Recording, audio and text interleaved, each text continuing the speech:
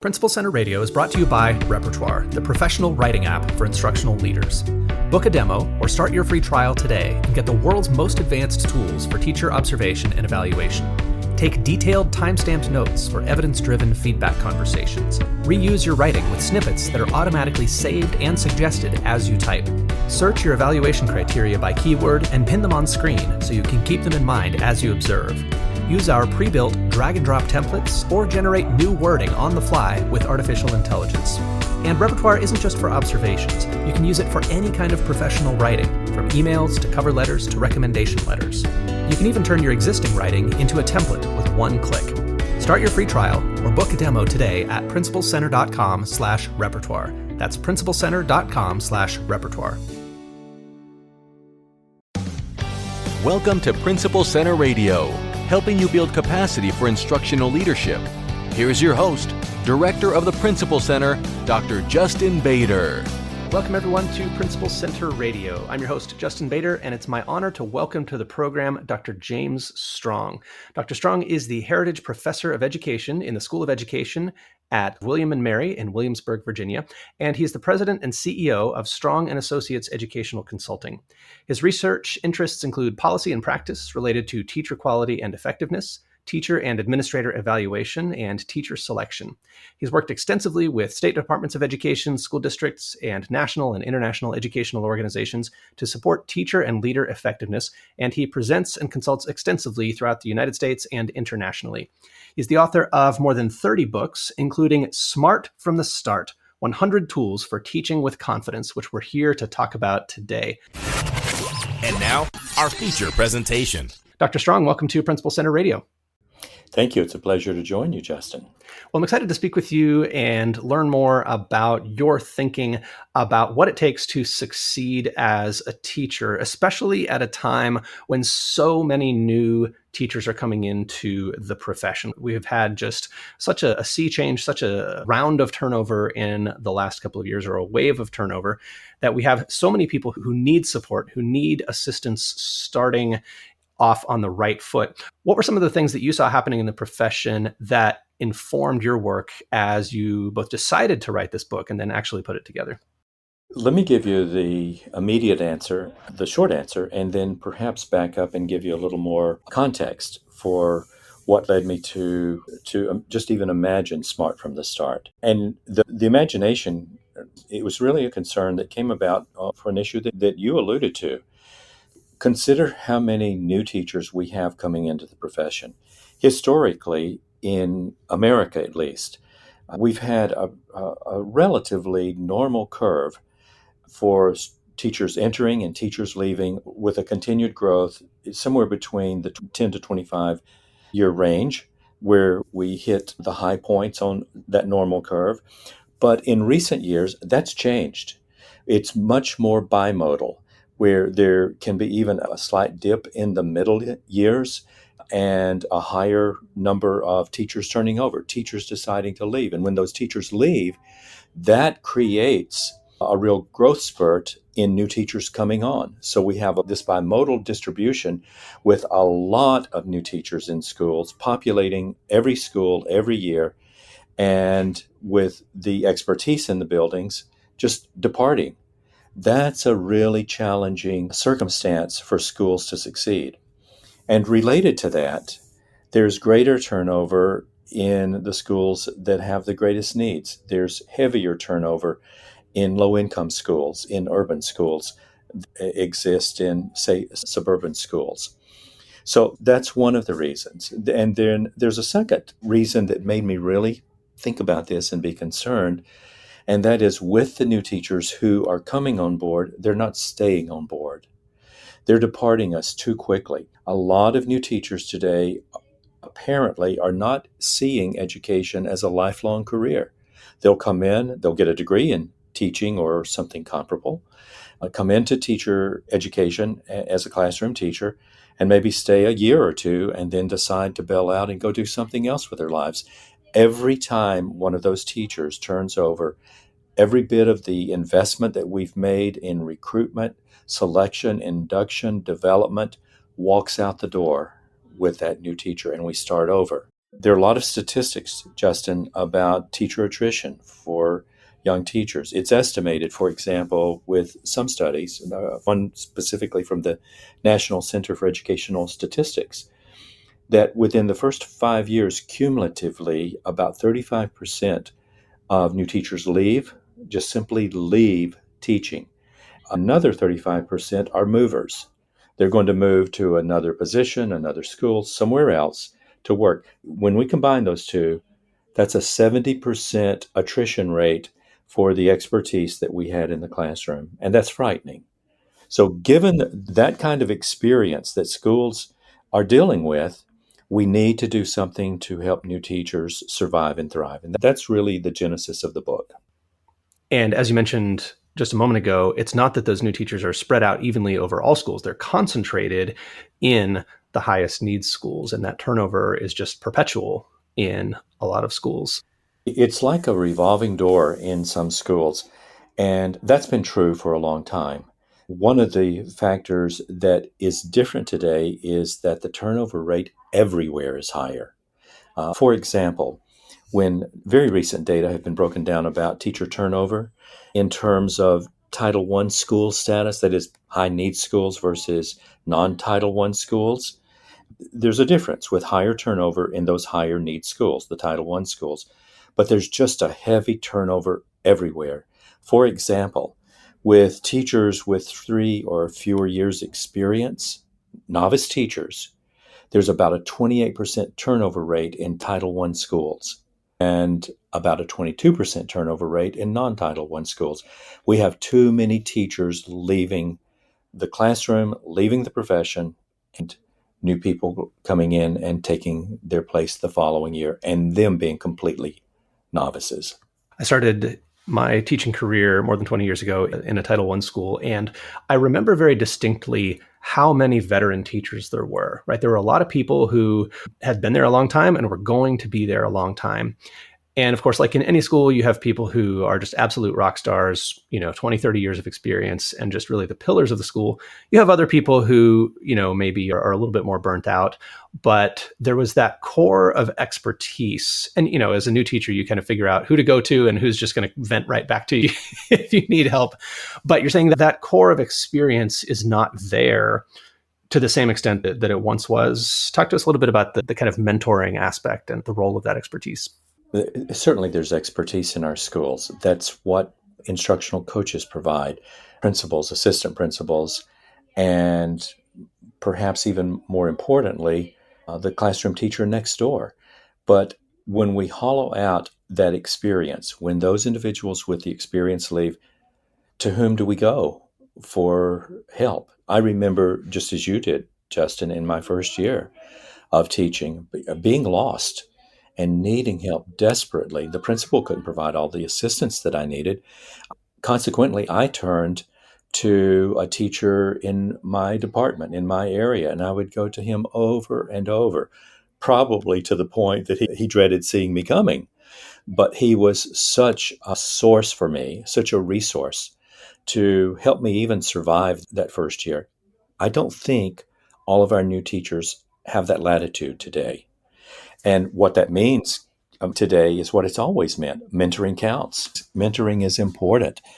And with us knowing that as school leaders, that we're going to have a large influx of new teachers and not as much support from colleague teachers, we have to be prepared to provide mentoring.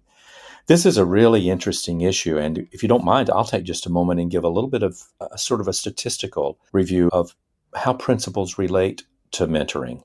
And what I was thinking about specifically is a fascinating study that was conducted actually 10 years ago, but it's still really quite relevant.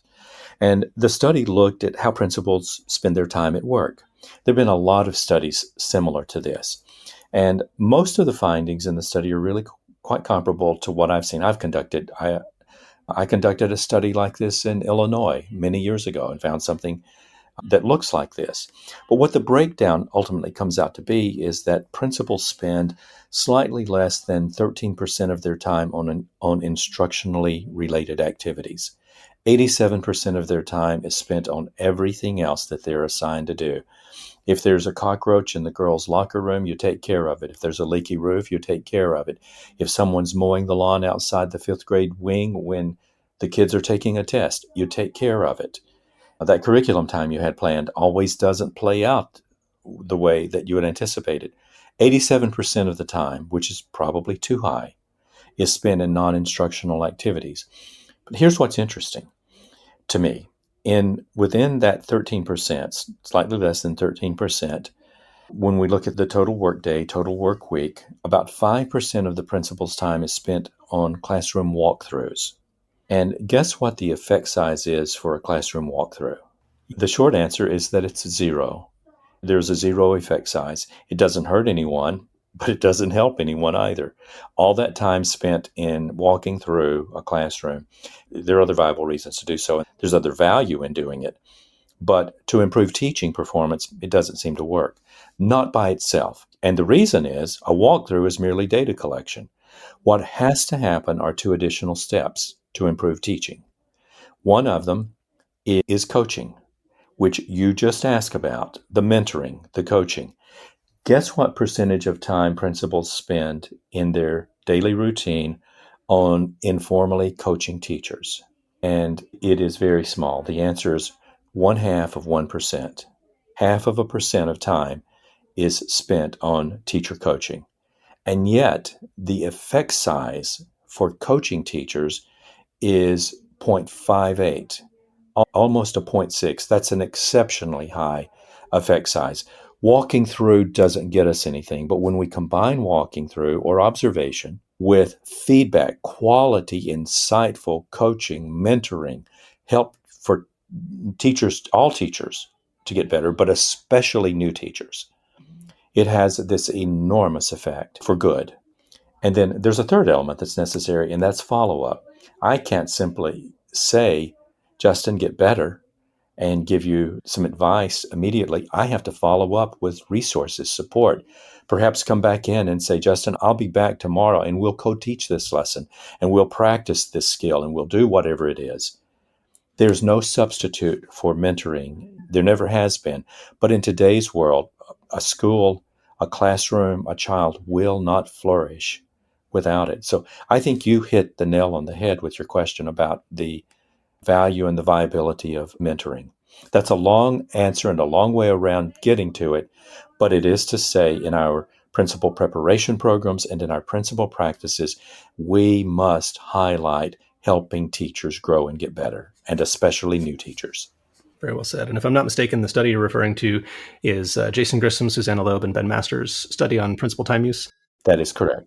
And our colleague Daniel Willingham actually wrote about that study when it came out in the Washington Post. So anyone who's interested in learning more about it can read it in Dan Willingham's own words. Just Google that and you'll find it on the Washington Post website. Really powerful study and really one that was formative for me in thinking about what classroom walkthroughs need to look like. And really am a big believer in the non-data collection walkthrough, the walkthrough that leads to conversation, that leads to the kinds of support that people need, which is not necessarily having a checklist or a form filled out about them. It's probably something else entirely. So one other big issue that kind of serves as background for the book is the idea of the learning curve, right? It's, part of the reason that turnover is such a problem is that teaching has such a long learning curve, right? Where teachers are learning new skills, and before they can really be fully effective, time has to pass, skills have to develop. What's your sense of how long that learning curve tends to be? Fairly long, but to be a little more specific, there are some estimates, and I don't know the source for this, but that for any complex profession, it can take up to 10,000 hours of work time to reach mastery. My older daughter is an MD. When she first started, she certainly did not know what she knows now. It takes a long time to develop the expertise that's required, and teaching is a complex profession. I mean, if anybody doubts that, let them walk in off the street and try doing what an effective teacher does. Teaching is rocket science. When you consider you have all of these different young people, children coming in every day with different hopes, dreams, aspirations, abilities, capacity, interest, inclination on any given day. It is a challenging job. How do you teach a child to read? How do you teach a child to understand math at a higher level? How do you help children learn how to use AI? How do you, and the list goes on and on. What we do know for certain, Justin, is that the learning curve is exceptionally sharp in the first 3 years, 3 to 5 years even. It depends on the study. After that period of time, the influence of experience begins to mellow or fade away, and you can't distinguish the teacher effectiveness based on years' experience. So somewhere after around year 5 or so, teachers start to get their sea legs. They start to be able to stand upright and to be more effective and be able to anticipate what's coming and deal with surprises, which are going to occur on a regular basis in a classroom. So what that means very practically is then that first year, the second, the third, those first few years, teachers are vulnerable. They don't have the skill set that they need. I'll give you a simple personal example. In my first year of teaching, when I'm a history major and an English minor, and I was given a homeroom of seventh grade students. And the boys in one class, girls in the next class. And I thought it was possible to teach the way my history professors taught. I came in prepared, knowing history, to lecture those seventh graders about the era of history that I was teaching. You can't lecture to seventh graders. And what could be more fun, right? If you love history, yeah. Exactly. I liked it. But there was only one of us in the classroom that seemed of that persuasion. I knew after about half a day I was incompetent. And the problem was I only had one tool in my teaching toolbox. And it took me a period of time to reach a level where I was competent and confident enough to help my kids learn. I mean, I learned a lot that first year. I'm not sure how much the students learned, but that's so very typical of what a new teacher, a novice teacher encounters. If we combine that, Justin, with the fact that our teachers are turning over, they're just turning in the keys and leaving after a year, or in some instances, even before the year's out. We're in that same boat every year, and teachers never get their sea legs. And I think back to the idea of surprises, and being able to anticipate. I think one of the parts of the book that may actually be the most useful or the most used for people is actually the table of contents, because it gives you a little bit of a roadmap. And when I first cracked open the book and read through the table of contents, I had this feeling of walking into a new school for the first time and getting a sense of the physical layout. Like, where is the office? Where is the copier? Where is my classroom? Where's the custodian's office? Like, there's this mental map of things that we need to know to succeed in this work. And the table of contents really serves as that map, including to some things that are hidden to us. Back in the 70s, Lordy talked about the apprenticeship of observation and how, especially as new teachers, we learn largely from the teachers that we had, and hopefully from our preparation as well. But when we act based on what we saw our teachers do, of course, we didn't see a lot of those invisible keys to success that are not visible to students. Like, as students, we don't see the planning that teachers do. We don't see the relationship building and the thinking that they do behind the scenes and the assessment. So all of those kind of invisible dimensions of teaching, I often talk about them as kind of an iceberg of practice, right? There's some elements of practice that are visible above the surface, but there's a great deal that is not. How do you envision people using this book kind of quickly, knowing that there's a lot to cover, there's a lot to learn, and the book is just loaded with tools, we should say. This is not one of those books where it's just a giant block of text and every chapter is 10,000 paragraphs. There are lots and lots of tools, things to think about, things to kind of quickly prepare. Take us into kind of how you envision both teachers and those who support them using it. Well, first, I'm very happy to know that you found the table of contents helpful. I think that's a smart place to start, and it really reflects what I had in mind originally in designing the book and then when our team wrote the book, this is not a text-heavy book that you simply read through from cover to cover and put aside and take away a couple of key findings. Instead, it's intended to be a resource guide that teachers can keep handy, and instructional coaches, mentors, principals can. And then when a teacher is encountering an issue, or before, if they can anticipate an issue arising, go to the book and look for guidance. So with that in mind, we organized the book as this resource. There are 30 chapters in the book organized within 6 key sections, and that shows up in the table of contents as well. We actually started out with 52 chapters, and because there's so many important things that new teachers know, but we decided that's overwhelming. So we intentionally cut back to what we felt were the most salient, necessary tools that teachers need to use in getting started in those first 3, 4, or 5 years. And with that in mind, we built chapters that are very practical. They're solidly founded on the best research we know. I always write from research to practice. But this is not a research text, and it's not just a text with my imagination or our writing team's imagination. It's built on the best evidence we know of what works and what's proven to be effective for teachers. And then we built the content around it. For example, the first section in the book is getting ready for the start of school. As you pointed out, Justin, there are a lot of things behind the scenes that kids and parents aren't aware of. How do you organize the classroom? What are the options for how you organize a classroom? How do you prepare for the first day of school when the students are going to arrive? What do you do to get ready for that? How do you prepare an introductory letter for parents? What do you do to create manageable learning goals and classroom rules and regulations? How do you deal with that? And that list goes on within 30 distinct topics that are interrelated around getting ready for the start of school. The second area that we laid out is one that teachers and principals identify over and over as an area of need for teachers who are still learning the craft of teaching, and that's classroom management and learning environment. There are very specific concrete aspects. Designing a classroom that's well managed, that's robust for learning. It has academic freedom in it for students, but yet it's structured in a way that's efficient.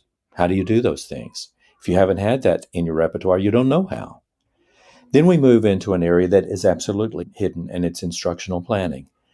And we weren't thinking about a planning form, but we're thinking about what goes into the best plans that lead to the best teaching, which in turn lead to the best results for kids.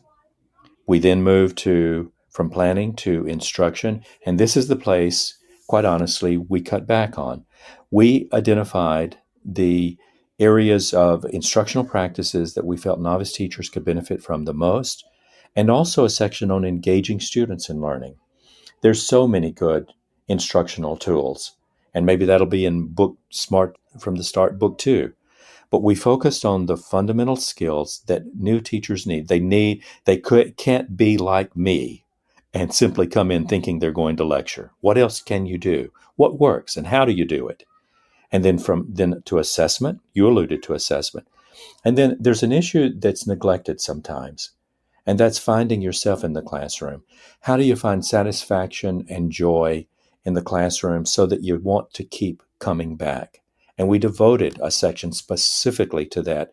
If a novice teacher runs out of energy and hope, that person's going to leave the profession. They're going to bail out.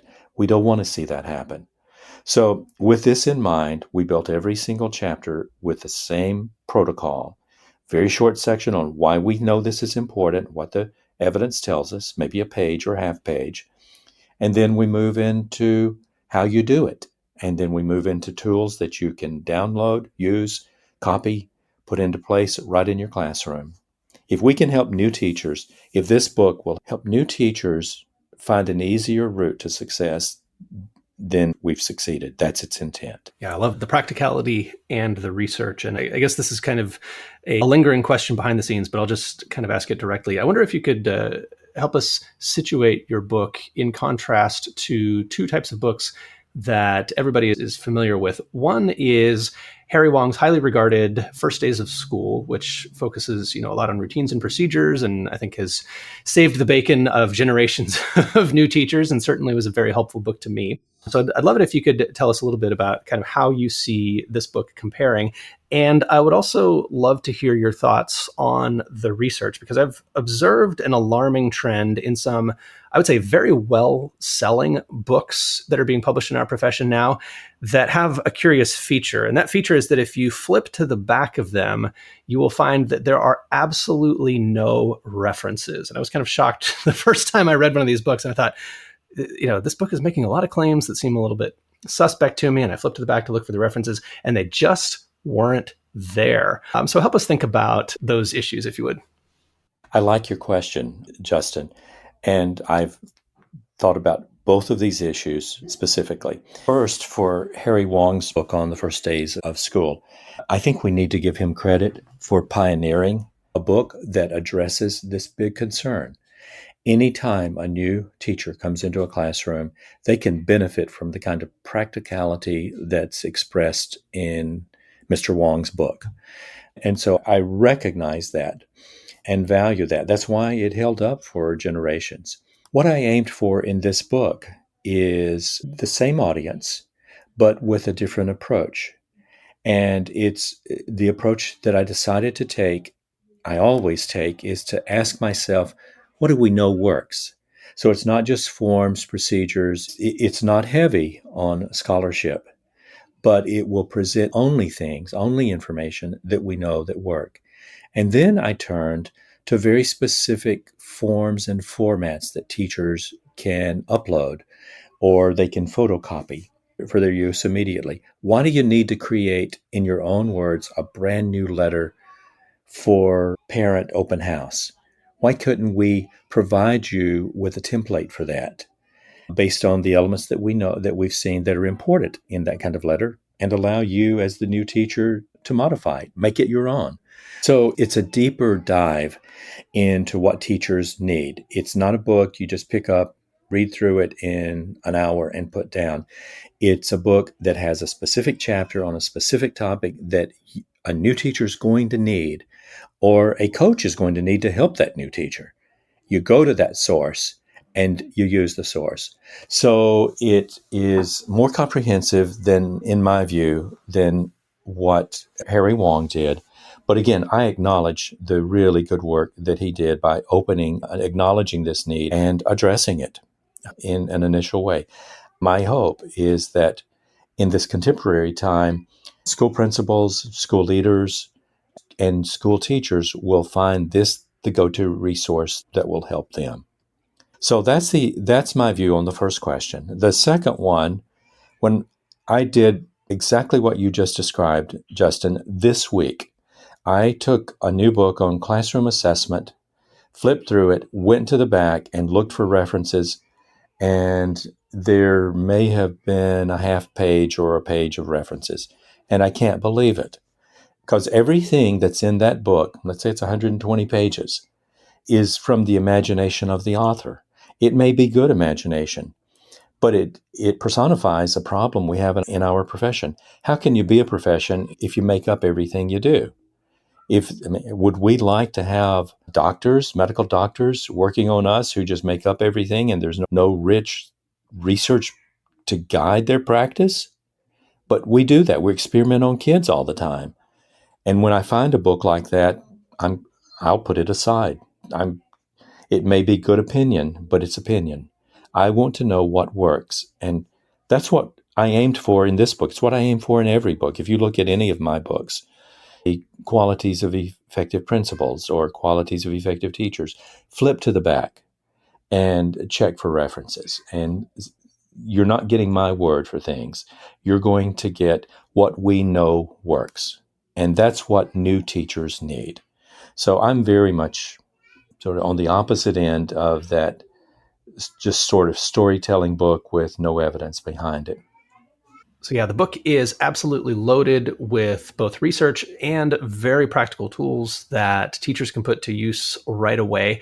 Talk to us, if you could, about how you envision principals, assistant principals, instructional coaches, and new teacher mentors using the book to support the teachers that they work with. There are two ways that come to mind specifically. One is to use it as a resource, just as teachers would, although I think it would be much more expert use of the book than what the novice teachers have. Sometimes you don't know what you need to know, but when you have a mentor and an instructional coach, an assistant principal of the school who has that rich, deep experience, they'll know in pretty short order some of the needs that their novice teachers have. And with a resource like this, instead of saying, well, what should I do? How do I help that teacher? I know the problem. Maybe I'll have them go watch the teacher next door. That doesn't work well, not in every instance. Instead, be able to say, this teacher needs help with this aspect of classroom management. Or if they planned differently, they would be more prepared for walking into the classroom each day. They'll be able to then go to the book, pull out that section, spend a few minutes walking through it with that new teacher, showing them what to do, and here are the forms on how to do it. So it becomes a resource for instructional coaches to help them be better instructional coaches. That, I think, is a major use, in some ways more valuable than even the novice teacher having it and pulling it out. I want novice teachers to have this. They need the resource. They need the support on their desk. But the kind of depth that a principal, an instructional coach can provide in having tools to use like this, I think will make and can make the book invaluable. At least I hope so. That's one way. And then there's a second way that's a little more indirect. Almost every school in America, almost every school in the world that hires novice teachers will have some kind of onboarding new teacher orientation. They do it sometimes district-wide. There will also be induction within the school. There'll be various ways to help those new teachers onboard successfully. And the better job we can do with that, the fewer problems we're going to have down the road, the more successful those teachers are going to be 6 weeks or 6 months from now. So in thinking about the new teacher orientation, rather than making it homemade, build it around the concepts that are built in the book. We've begun with my consulting company to provide a lot of training for school districts on new teacher retreats, new teacher orientation, getting teachers ready. And I don't mean that everything from beginning to end is in this book. It's not. But it's a valuable resource that can help systematize the kind of informal or even formal training that we've been providing for new teachers. And with that in mind, in fact, with both of these, new teachers need help. They need our support. And if we can use this, if principals can use this resource in one or both of these ways, then I think we just further our teachers and help them succeed and stay with us. So the book is Smart from the Start, 100 Tools for Teaching with Confidence. Dr. Stronge, on that last point, if people want to get in touch with you and maybe talk about some support in training and inducting new teachers, I think a lot of districts have people coming in without much training. Maybe they have alternative certification, maybe they have no certification, or maybe they just need support after their certification program to succeed. What are some ways that people can work with you and your organization to partner in thinking about how to approach those support needs? Justin, we have specific components built for supporting new teachers. And we also have training included in the component on how to be a better mentor, how to support new teachers as a mentor. And there's a series of offerings that are available. You can go to our website, which is Stronge, STRONGEAND, Associates, all spelled out, .com. Go to our website and take a look. And then also feel free to just email me at my company email address, and I'll direct your email to one of our team members who is heavily involved in this. Dr. Rachel Ball would be the likely person that would get back in touch with you. But you can send the email to me, james.strong, E on the end of strong, at strongandassociates.com, all spelled out. And we'll respond very quickly if we can help you. James, thank you so much for joining me on Principal Center Radio. It's been a pleasure. It's been my pleasure. Thank you. And thank you for this wonderful service and best wishes. Thanks for listening to Principal Center Radio. For more great episodes, subscribe on our website at principalcenter.com/radio.